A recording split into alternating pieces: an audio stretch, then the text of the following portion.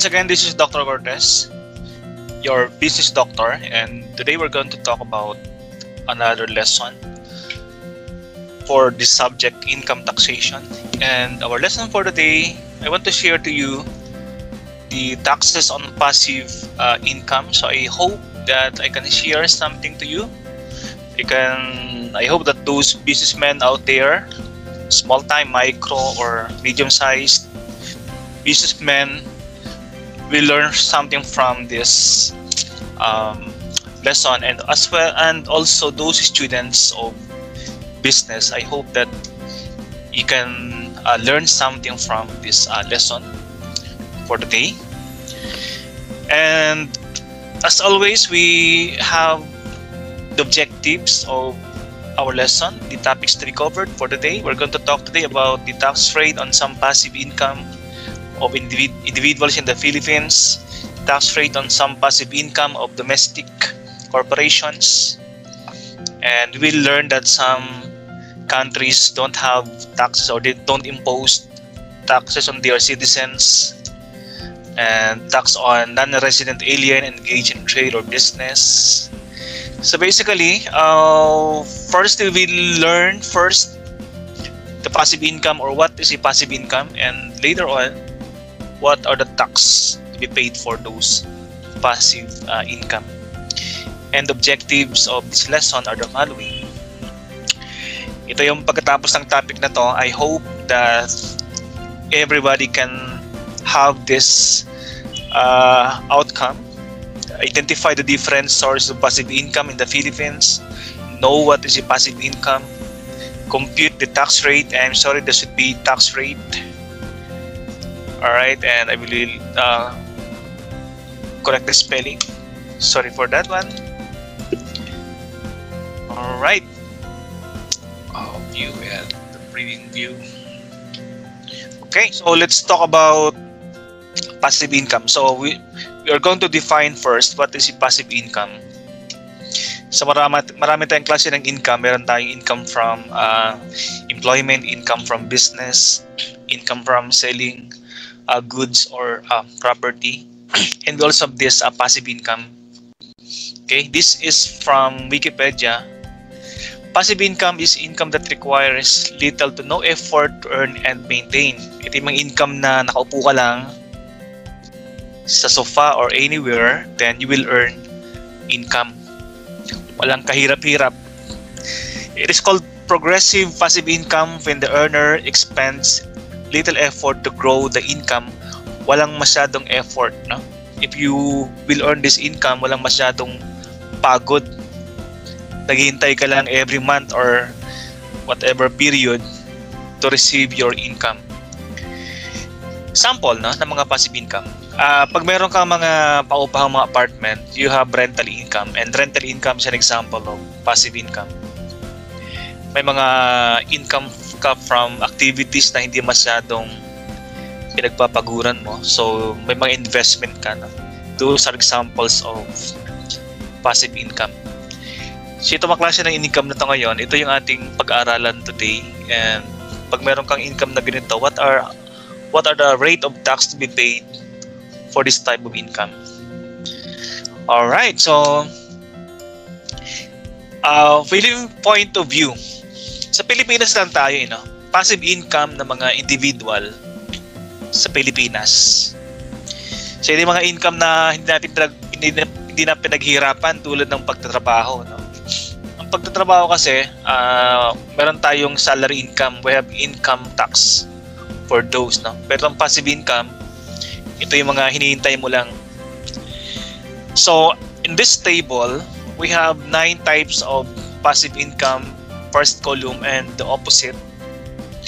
The second column, we have the tax rate to be paid for those passive income. Okay, so pag-aralan natin ito, baka mamaya meron kang mga ganitong klase ng income, no? Or baka you are willing to have this type of income para alam mo yung tax na babayaran mo. The first one, number 1, interest from currency deposits, trust funds, and deposit substitute. Basically, mga pera mo sa bangko, mga deposits mo sa bangko, those are examples of passive income. Trust fund. Ito yung mga pinamana sa iyo, for example, no, na hindi mo pwedeng hawakan. Your cash you entrusted to the bank. Yung currency deposit, no, like a savings account deposit, nag-earn siya ng interest. Okay? Let's say, sa isang bangko, meron kang 1 million pesos and every year, ang kanyang tax rate ay 1%. So 1% of 1 million, that is your interest income. And that is a passive income. So magkano bang interest? Magkano bang 1% ng 1 million? So 10,000. Alright? So 10,000 ang 1% ng 1 million. So that is your interest earned from that deposit. So pag marami kang deposit, marami kang interest income na makukuha. Example, you have 5 deposits in 5 different banks. Puro 1 million yun. So meron kang tig 10,000 as interest income. Okay, now, yung pera mo sa bangko, for example, masyado nang marami. Maabot na sa ng 10 million. Sabi mo, gusto mong i-invest yung iba doon. Para ang pera mo, parang investment ba, hindi lang sa bangko. So sabi mo sa bangko, meron ba kayong naisip na investment? I want to invest some of my deposits sa inyong bangko. Kaya lang wala akong alam. So sabi ng bangko, sige sir, kami nang bahala sa pagkano po ba ang gustong i-invest sa stocks, sa bonds, no? Kasi ang bangko expert dyan, no? Ikaw hindi ka expert, so you let the bank to the investment for you. Sabi mo sa bangko, sige, yung 500,000, no? I-deposit, i-invest nyo. Kayo nang bahala. Din yung interest na ma-earn ko, ipasok lang sa aking savings account sa bangko. So ginawa ng bangko, 500,000, kinuha sa pera mo sa bank nila, then naghanap sila ng isang magandang investment and they invested the 500,000 in your behalf. That is what we call the trust fund. Then for deposit and for the trust fund, you earn interest. Kumikita ka dyan. Passive income kasi wala kang kahirap-hirap, naghihintay ka lang bawat month, for example, no? Ay ipapasok lang sa yung savings account yung na-earn mong income doon. So interest income, those are passive income. Alright? So example, in 1 month, sa yung trust fund and sa yung interest from the bank, nakaipon ka ng 50,000 interest income. Interest lang yung tubo lang ng ang tubo sa mga deposits mo, tubo sa investment mo. 50,000 pesos. Yan tinatawag nating interest income as an example of passive income. So since income siya,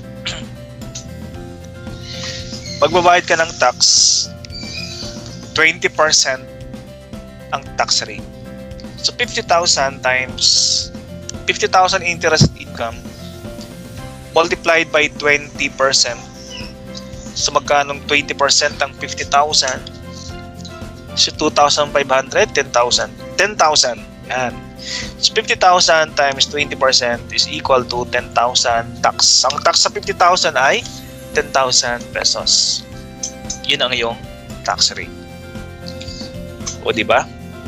So matitira sa iyo ay 40,000 pesos na lang. Laki ng tax.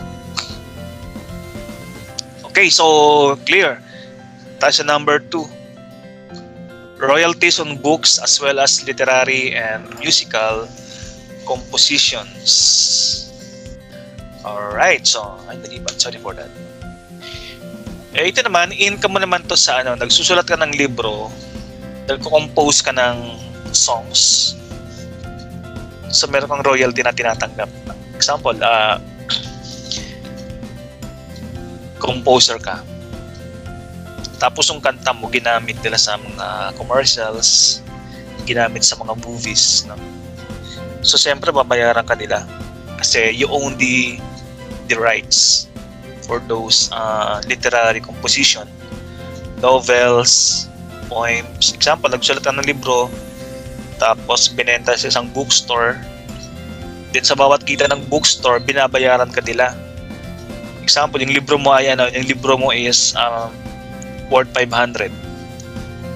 Sa bawat 500, binabayaran ka ng bookstore ng 100 pesos. Nakabenta sila ng 50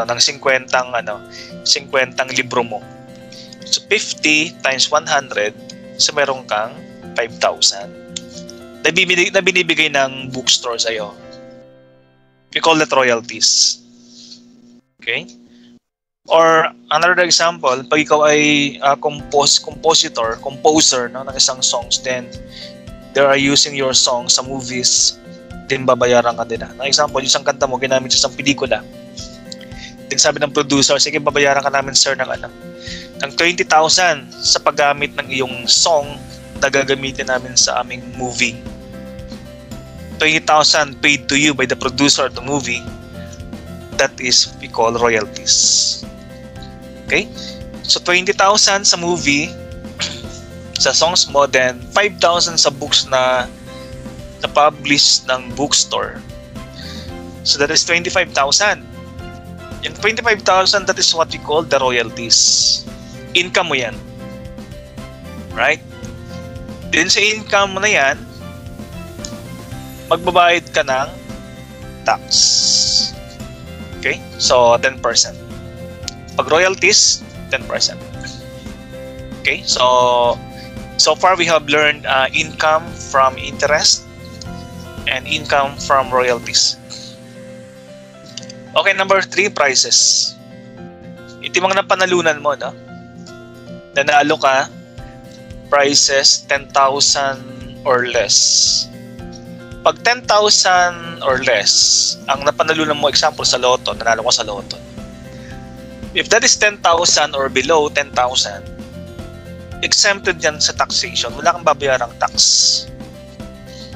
Malinaw, 10,000 and below 10,000, ang price na palunan mo, walang tax na babayaran. Exempted yan sa taxation. Alright? Now, pag yung winnings mo or prices na napalunan mo ay above 10,000, over 10,000, yan yung time na meron kang babayarang tax. 20% ang napanalunan mo ay babayaran mong tax. Example, nanalo ka sa loto. Nanalo ka sa loto ng 1 million pesos. O that is above 10,000, di ba? So 1 million times 10%. 10% ba? Okay. 20%, sorry. 20%. That is 200,000. Okay. Ang laki, no? 1 million, nalo ng 1 million. Ang tax ng 200,000. So, matitira sa iyo ay 800,000. So, yung mga nananalo sa loto ng milyones, no? May bawas na yon. Babawasan na yon ng 20%. Yung example, nanalo ka, 100 million. Okay, 100 million, di ba? So, 100 million, babawasan siya ng 20 million. So, 80 million ang maiuwi mo. O, di ba? Ang laki na. Ang hirap. Masarap manalo pero mabigat yung tax, 20%. So, that is winnings, no? So, napanalo na sa loto and prizes, no? Yung prize, yung mga, tawag sa prize. Napanalunan mo rin, pero hindi sa loto. Kaya nanalo ka sa contest, no? Singing contest. Nanalo ka sa singing contest. Okay, so meron kang prize and taxable yan. Okay. Number 5, interest income from a depository bank under the expanded foreign currency deposit system. Yung sa number 1, deposit yan sa mga local banks, peso deposit. Sa number 5, ito yung mga dollar deposit mo. Pag may dalawang klase ng deposit, peso deposit and dollar accounts, yung dollar accounts mo, ang interest doon ay 15%. So, para lang siya ng number 1, nagkaiba nga lang sa tax rate kasi 15% ang interest, ang tax sa interest income mo sa yung dollar deposit euro account, yen deposit, basta foreign currency, and you earn interest, that is 15%. 15% sa interest income, hindi not 15% sa total deposit, but 15% on the interest income you earn from your deposit. Example number 5, dollar deposit mo, ang interest na i-earn mo ay 2%. So doon ka magta-tax doon sa 2% na interest income. Okay, number 6. Passive income din to. Okay, firstly, define muna natin yung tinatawag nating dividends. Ang dividend, yan yung investment mo sa isang company. Example, one of you guys, you invested or you bought a stock of one company, one domestic corporation. You bought a stock of ABC Corporation sa Pilipinas. So, ang total investment mo doon ay 1,000 shares of stocks. So, meron kang pag-aring 1,000 shares of stock ng isang domestic corporation. Right. Then, the BOD or the director of that company, of that domestic company, will declare a dividend. Pag sinabing dividend, ito yung dinidistribute ng company, ng corporation, sa mga stock shareholders ng isang company. Depende sa hawak-hawak nilang stocks. Alright? For example, isang shareholder, may 1,000 shares of stocks sa isang domestic corporation, then the corporation declared 5 pesos dividend per share. Magkanong hawak niyang shares? 1,000. So 1,000 shares times 5 peso dividend. So that is 5,000. So bibigay yan ng corporation as a share dun sa income ng corporation. Dividend tawag natin dyan. 5,000 ang dividend, right? So 5,000 is your passive income. Yung masyadong pinaghirapan yan, hinihintay mo lang yan. So 5,000 cash dividend, the tax rate is 10%. Alright? So 5,000 times 10%, that is 500. Sorry. 5,000 times 0.10 that is 1,000. Sorry, 500 tama, 500. 500 pesos. Okay? So sa 5,000, yung tax rate na babayaran mo is 500 pesos. That is 10% of your cash dividend. Okay, o sabi siya number 6 natin dito. Cash and property dividends received by an individual from a domestic corporation or joint stock company or an insurance or mutual fund companies, regional operating headquarters, yung mga companies na nagbibigay ng dividend sa'yo, 10% ang iyong tax na. Yung property dividend, pag incorporation will prefer paying the shareholder property dividend instead of cash. So mayroon ding 10% yun. Example, instead of cash, namigyan na lang sila ng product ng company as dividend. At ang value ng product ngayon ay sabihin natin 10,000 ang value ng property na ginawang dividend. So 20,000 times, ganun pa rin, 20,000 times 10%. So yung tax ay 2,000 pesos. Okay, so dami nating passive income, Sarap pag lahat yan ay pag-aari mo, Number 7. Basahin natin, Share of an individual in the distributable net income after tax of a partnership, but not included the general professional partnerships. Kasi may dalawang klase ng partnership. Isang ordinary partnership na pag-aralan natin last time, isang ordinary partnership at isang general professional partnership. I-define ulit natin, yung ang ordinary partnership, isang business na pag-aari ng 2 or more persons selling goods or providing services. That is what we call ordinary partnership. Yung GPP naman or General Professional Partnership, yung partnership ng mga professionals ay tinayo nila to provide professional service.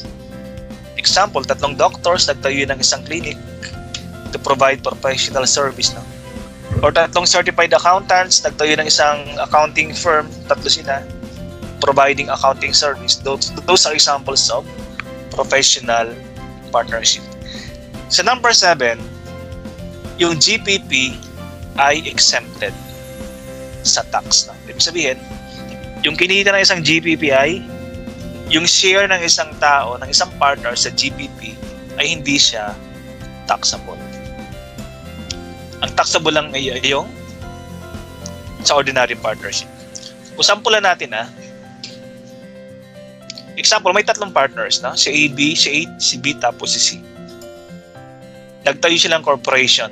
Nagtayo silang partnership. ABC Partnership. Then in 2021, yung kanilang partnership na ABC ay nag-earn ng profit after tax. Pag sinabing after tax, profit pagkatapos bawasan ng tax. Okay, example, net income ay 100,000. Tapos ang tax ay 10,000. Ang natira ay 90,000.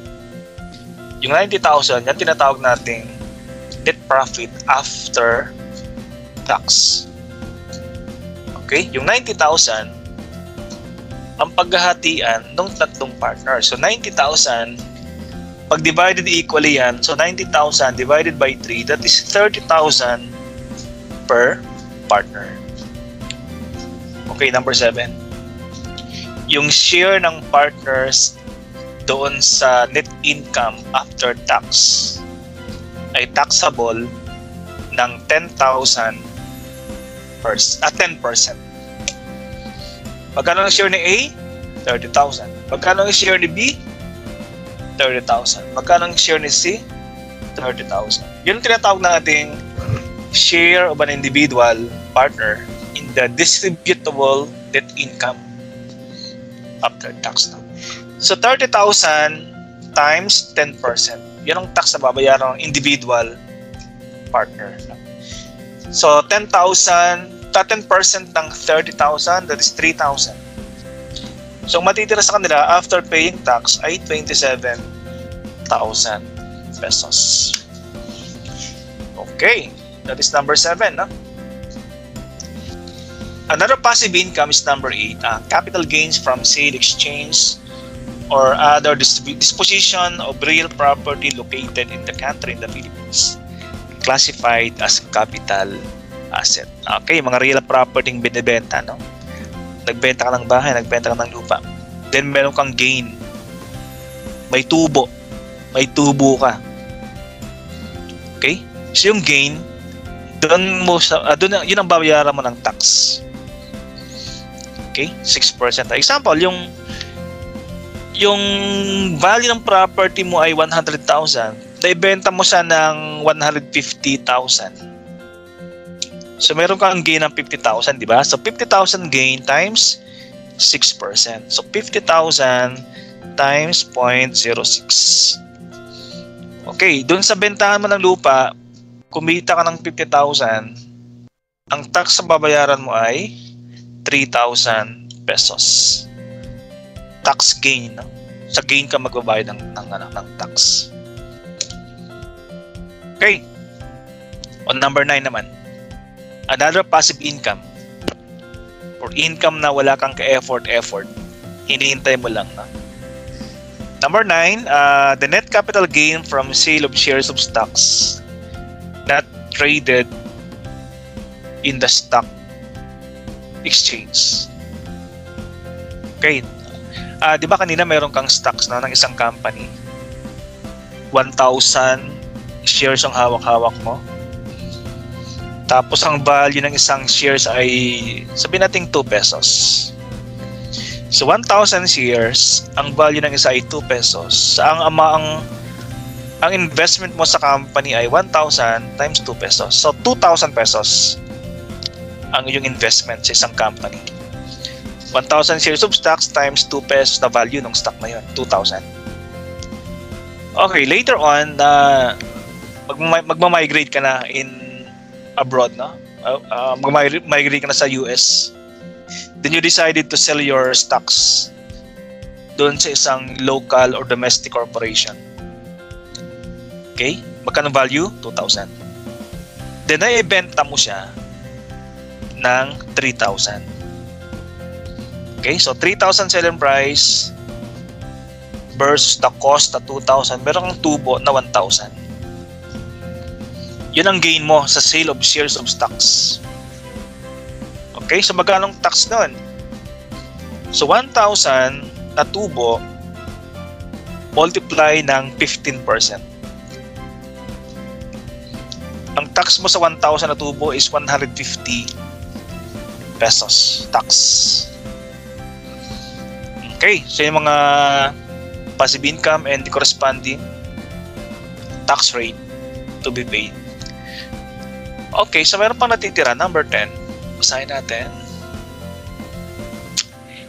Interest income from long-term deposit or investment in the form of savings, common or individual trust funds, deposit substitutes, investment management accounts, and other investment evidenced by certificates in such form prescribed by the Bangko Sentral ng Pilipinas.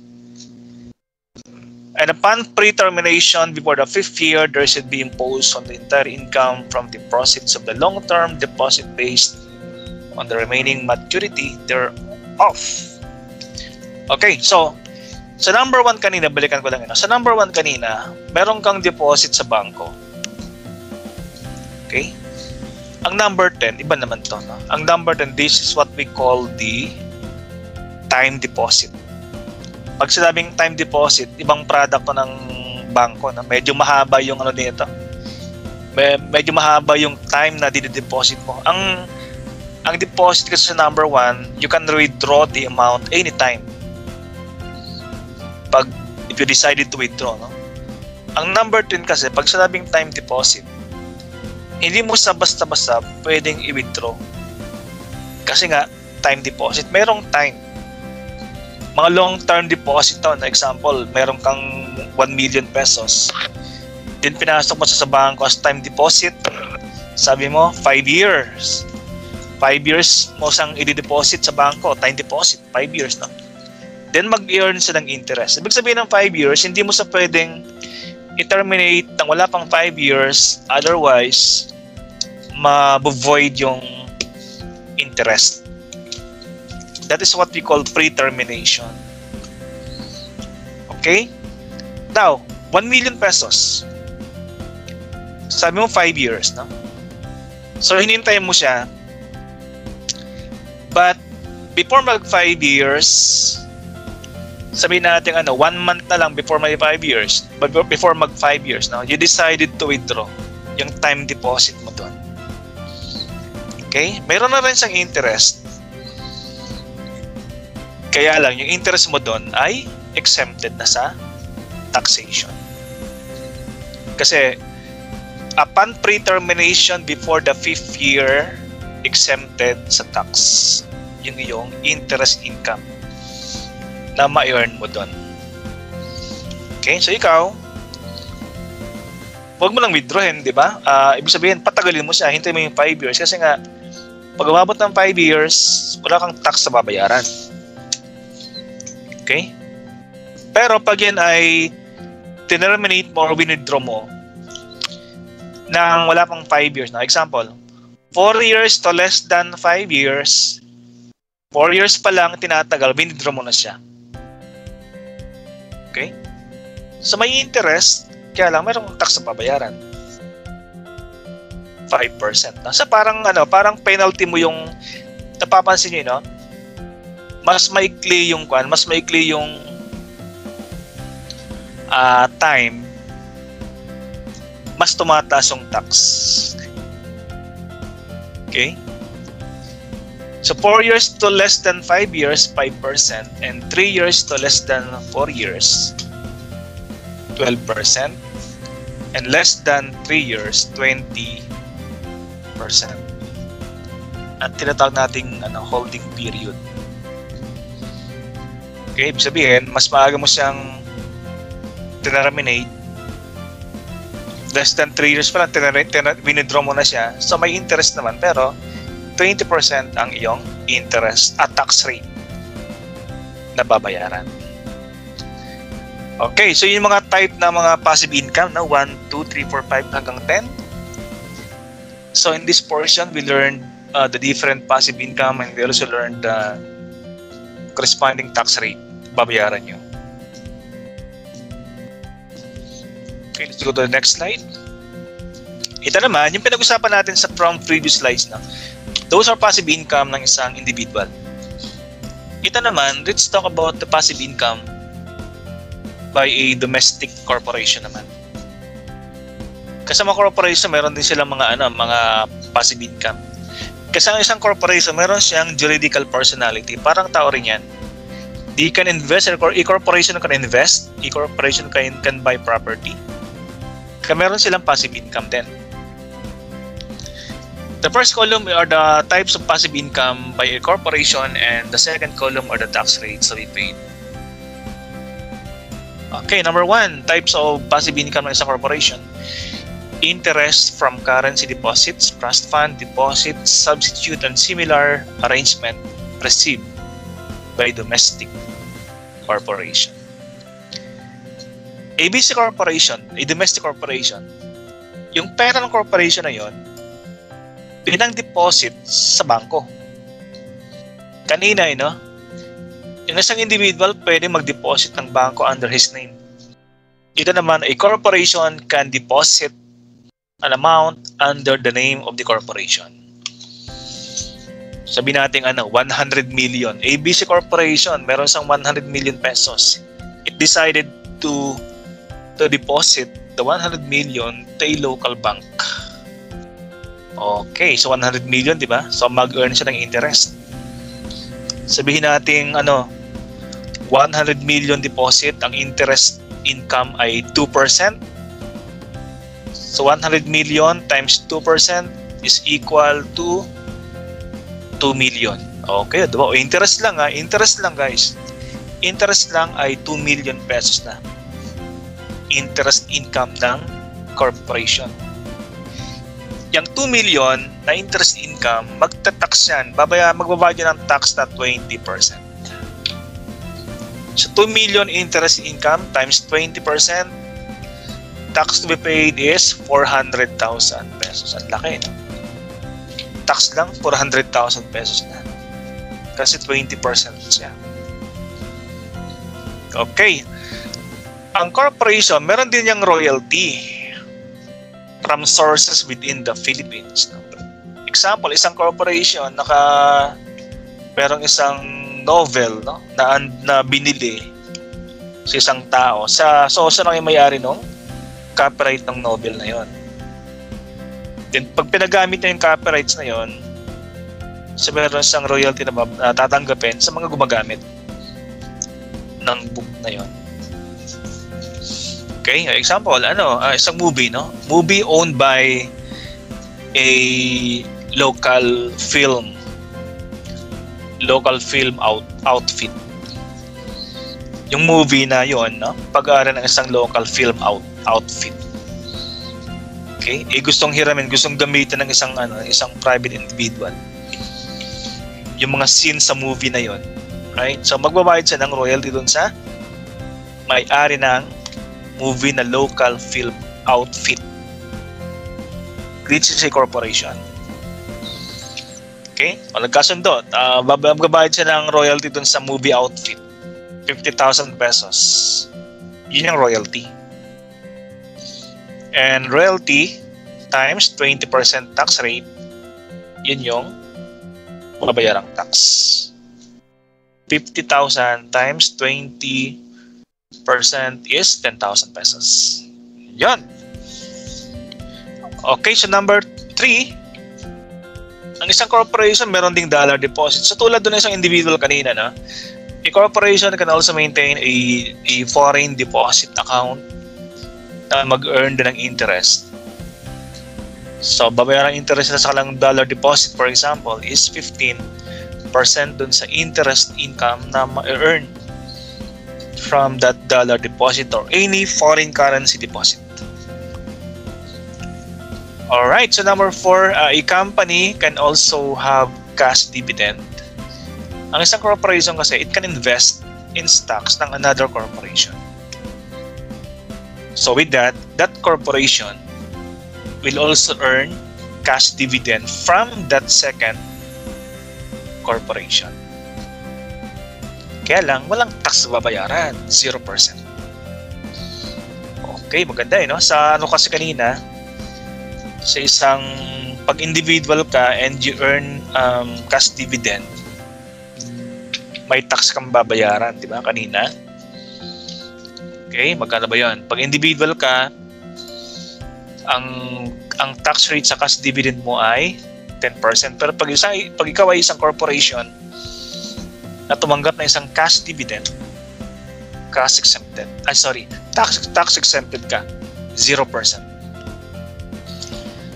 Alright, number 5, the same thing, a corporation can also own property, it can also buy property, and at the same time, it can also sell property. Okay, so pag ikaw ay nagbenta, yung corporation, example, ABC Corporation, nagbenta ng property niya and it gain, may gain sa sale na yon. So the gain will pay a tax rate of 6%. Tinubo mo sa benta, no? Yung tinubo ng corporation sa benta ng isang property, 6% non-tax rate. Alright, so that corporation, yung kanyang pag-aaring stock, ay pwede niya rin ibenta. Okay? So, in short, no, an individual and a corporation can own stocks and they can also sell their stocks. Pag nagbenta, siyempre meron silang gain sa sale ng stocks. So pag may gain sila or tubo sa bentahan ng stocks nila, 15% ang tax rate doon. Okay, so yun ang mga passive income ng isang corporation and passive income ng isang individual. Sarap ng mga passive income, masarap din yung tax. Okay, so by the way, as a refresher, to refresh, no, may mga countries na sobrang yaman, no? They don't collect taxes from their citizens. Mga sweldo ng mga citizen, mga income nila, walang tax na binabayaran. Sa Pilipinas, hindi pwedeng ganun, no? Pilipinas kasi mahirap na bansa.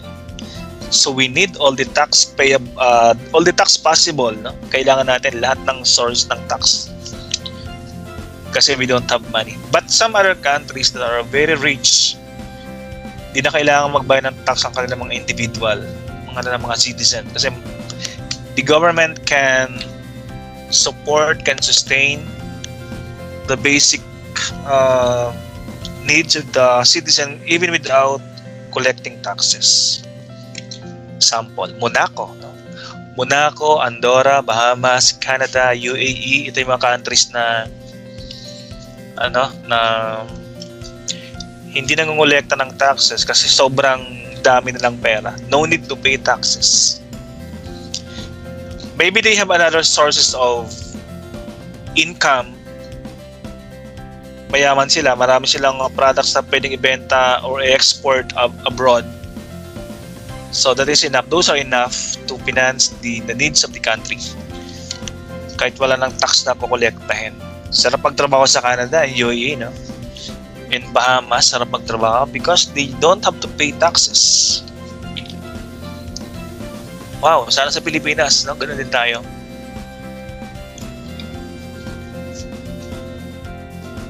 Okay, and tax on non-resident alien engage in trade or business. Let us recall na ang non-resident alien, basically alien means a foreigner. So pag sinabi nating non-resident alien, isang foreigner, isang alien na hindi nakatira sa Pilipinas. Kasi pag pabisibisita lang yung alien na yan, he is not considered residing in the country. Okay, kasi meron tayong number of days na. Pag wala pang 180 days, that is 6 months na. Pag wala pang 6 months na nag-stay sa isang country, hindi sa pwede consider na residing. Pero pag lumampas ng 6 months, example, isang foreigner na nag-stay sa Pilipinas ng 7 months, yan tinatawag nating non-resident alien. O yan tinatawag nating resident alien. Pero pag sa 3 months lang sa Pilipinas, yung alien na yan ay non-resident or non-residing. So that is the background. So yung mga non-resident alien engage in trade or business, mga foreigner na 3 months lang dito na merong business dito, pabisi-bisita lang, yan tinatawag natin dito sa slide na to. So a non-resident alien engage in trade or business shall be subject to the same income tax rates as a citizen and a resident alien. Exception. Yung kanilang cash and property dividends na kanilang tinanggap shall be subject to a final tax of 20%. For citizens and resident aliens, the rate is 10% beginning in the year 2000. Ibig sabihin, kahit foreigner ka, ang tax rate na babayaran mo ay tulad din pag ikaw ay isang Filipino citizen. Sa mga succeeding lessons natin, we'll discuss yung tax na binabayaran ng isang individual Filipino citizen sa kanyang sweldo. Okay? So, ang isang alien daw ay kapareho din ng treatment sa isang Pilipino na working sa Pilipinas. Yan sinasabing a non-resident alien engaged in trade or business shall be subject to the same income tax rate ng isang citizen at isang resident alien. Yan, sa income yan na. Pero pag yung citizen, pag yung alien na yan ay meron ng cash dividend, ibang tax rate. Pinag-usapan sa first paragraph, yung kanilang income sa business. Pero pag meron silang income from dividend, for example, ibang tax rate. 20% ang tax rate yan. Okay. Itong slide naman na to, ito yung sinasabing non-resident alien not engaged in trade or business. A non-resident alien individual not engaged in trade or business shall pay a tax equivalent to 25%. Ito yung mga citizen naman na iliwanag ko lang itong tax on resident alien, ito yung foreigner na nag-stay sa Pilipinas for more than 6 months. Okay? Ito yung mga foreigner sa Pilipinas na nag-stay sa Pilipinas for less than 6 months. Okay, so tatanda natin kung more than 6 months or less than 6 months. Kung less than 6 months nag-stay sa Pilipinas, he is a non-resident alien not engaged in trade or business. Okay, so ang kanilang tax na babayaran ay 25% sa lahat ng kanilang klase ng income. Whatever source ng kanilang income, 25%, no? Yung kanilang babayaran. Exception. Pag nagbenta siya ng shares of stocks, iba yung kanyang tax rate. Anyway, basta tanda natin, pag ikaw ay foreigner na less than 6 months sa Pilipinas, tanda natin 25%. Ang tax sa kanyang lahat ng klase ng kanyang income. Baka may mga boyfriend kayo or girlfriend, no? Visiting in the country for less than 6 months at nag-earn ng income dito, no? So meron silang tax na 25%. Okay, so those are the topics for today. And I hope that you learned something from passive income, the different types of passive income, and the tax rate to be paid. Okay, so I hope that you can use those things, those learnings sa mga tax na babayaran nyo in whatever kind of business you have in the country. Okay, and I hope that I shared something to you guys. And so this will be the end of this lesson, and see you next time for our future lessons in business and any lessons in any type of business and that I can share with you guys. And once again, this is Dr. Cortez, your business doctor, signing off, and see you around. And to subscribe naman ako guys sa aking munting channel, Doc Oliver the Great TV, at yung aking isa pang channel, Doc Negosyo. Thank you!